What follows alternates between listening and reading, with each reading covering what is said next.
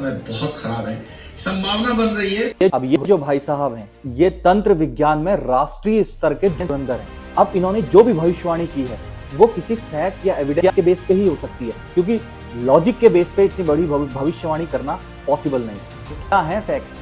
हमारे खगोल शास्त्र के अनुसार महाभारत का युद्ध 16 अक्टूबर 5561 BCE में हुआ था। ये date obviously ancient textbook से ली गई है। अब इस दिन अगर ग्रह और नक्षत्रों की चाल देखें तो हमारे दो प्लेनेट, तो शनि और बृहस्पति, वक्री अवस्था में अति 4 की गति से चल रहे थे, मतलब अपनी नॉर्मल से ज्यादा स्पीड से आगे बढ़ रहे थे, जो कि हमारे ज्योतिष विज्ञान में बहुत अशुभ माना जाता है। ये दो ग्रह जब भी कई सौ सालों में ऐसी स्थिति में आते हैं तो इसका प्रभाव युद्ध, आर्थिक संकट और वैश्विक संकटों के रूप में देखा जाता है।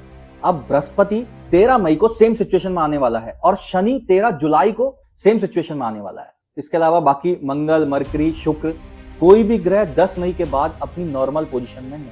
एग्जैक्ट डेट नहीं मिली ना, चलो अब कान घुमा के पकड़ते हैं।